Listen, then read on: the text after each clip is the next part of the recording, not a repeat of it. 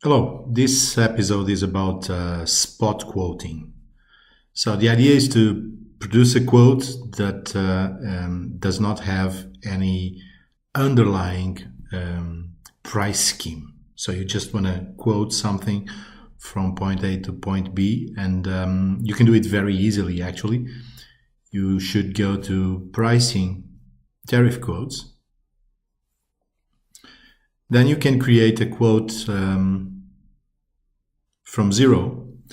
Now, please note that there's a lot of information that you can add to the quote.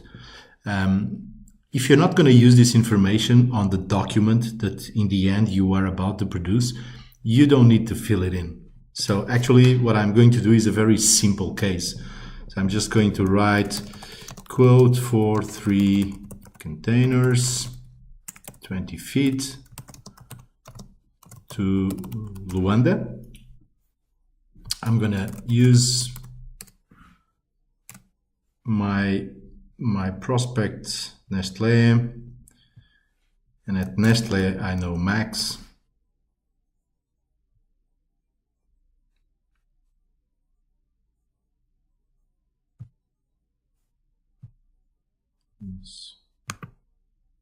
There. I'm going to say that this quote is valid from today and until 1 month from now. Now I could fill in, I'm going to fill in the payment terms. I could fill in the agent, the shipper, the consignee. I mean, all of this information, if you are going to use that in the document that you want to produce in the end, you can fill it in. Then I'm going to say that this is, let's say I'm going to choose a tariff type, which is kind of a template that once you choose it, it will populate the other information that you have here. So I'm going to say it's a C export FCL. And you see it pre-filled load type, it pre-filled import export, and it pre-filled the transport type. So these are like templates. Of course, you could also go into each of the fields and fill it in. But if you choose one of the templates, it will do that for you. Okay. So here we have an approvals tab. We are using a database that doesn't have approvals configured. In any case, this is a topic for another video. And in this case, so all information I'm going to fill in will not be subject to any type of approval. Okay, the only thing I'm going to fill in now, you can see here that there's a lot of information also about the commodities. I mean, if you are going to use gross weights, or if you need to specify the length, the width, the height, and the volumes for the commodities, you can do it here. If you write this information here, it will also pre-fill this commodity details information, and then you could of course use that text in the document. So in this case, I'm going directly to transport movements, and again, I could fill in a pre-carriage or a pickup, and I could fill in a post-carriage or a delivery. In this case, I'm also not going to use this. There's some science to using these two movements, and that science is actually subject to another one of these videos. So in this case, I'm just going to pre-fill. I'm going to send it from Lisbon, which is Petelige. There is no transshipment, and the destination would be, sorry, I don't have, so I'm just going to write Antwerp here. So let's not send it to Luanda, but instead to Antwerp, because that harbor is not in the system. Okay, so I'm just going to use what's in the system. Again, the moment you fill in the origin and the destination, the system will start also pre-filling some what we call the document information. You can change this document information because this is what we use actually on the documents. So if you want to write something like near to this specific point of interest, then you can use that information as well in the proposal. Of course, for us in the system, it's always going to be an origin in Lisboa and a destination in Antwerp.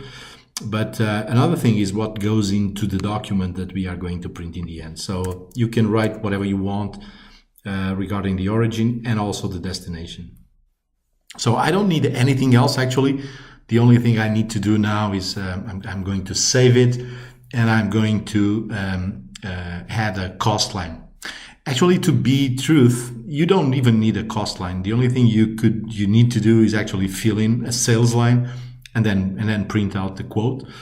In this case, I'm going to do a small exercise, which is to fill in the cost line and then copy that cost to sales and obtain a sales line. So I just click here on the add a new cost line. And on this form, I'm going to say that I'm quoting for a freight. So the freight is what, as you probably have seen already in one of the videos, it's a logistics service. So we have a lot of logistics services already. So I'm going to use the sea freight. Okay. You see that there's some information that was inherited already from the quote, so I don't need to fill it in again. It's like the transport types and so on. Okay, you see here. So the only thing I'm going to do is actually I'm going to say I'm quoting for 3 containers. I'm choosing the unit of measure here, which are 20 feet containers. And I'm going to quote each one of these containers with 615 euros. So that's my cost with the shipping line. Okay, I'm saving it. As you can see now, I have a cost line of 3 units for 615 euros per unit. So I have a total amount of 1,845 euros. So next step would be to actually obtain out of this cost line one sales line. So we will do a more in-depth video about copying costs to sales, because in that process you can actually do a lot of things like group several cost lines into an all-in line. But in this case, I'm just going to use the copy cost to sales. As you can see, it will open this dialog box. And it will ask me, hey, what do you want to do? You want to apply an amount of margin, a unit or a percentage? I could choose any of these, and I could immediately, put some margin here that the system would use to calculate immediately the sales line. So on this form, what you can see is on the top box, you will see the cost lines. So you see my sea freight, my costs, my total amount of cost, and this is my cost line. And in the bottom part, you will see what are we obtaining in terms of the selling price. So you can see it's exactly the same because I actually applied a margin of 0. But if I change this margin, if I click there and say, hey, I want to apply, let's say 20% margin on this line, and save it. Now you see that each of the containers has now a unit amount of 738 euros, which amounts for 2,214 euros in total. So actually this form is a form where you can still play. You will always see the total costs, the total revenues, the margin that you are obtaining. And you can play with this form in order to get to that magical number that your customer will accept. So in this case, what I'm going to do is I'm actually rounding this because I don't like this to 738 euros. So I'm just going to round this to the next 10. Save it, and you can see that instead of 38. I rounded it to the nearest tenth, and this means 740 euros. So now I have a total amount of 2,220 euros. I'm happy with it, and I'm going to confirm. Okay, So actually, this is all I need to do in order to get a spot quote.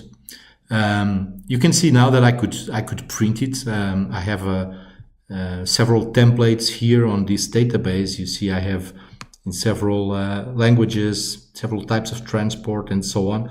I'm just going to choose this one, this personal template here, which is a solid export for C that has all the information that we need.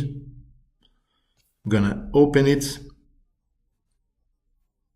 And you will see that the system has generated a very nice looking quote based on my template that I could now send to my customer. Still opening the Word.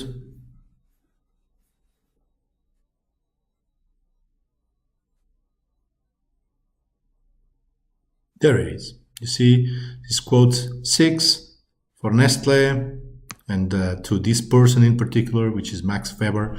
He doesn't have a phone, but he does have an email address, and I have the payment terms, the origin, destination, the validity dates, and what is being quoted here as part of my quote.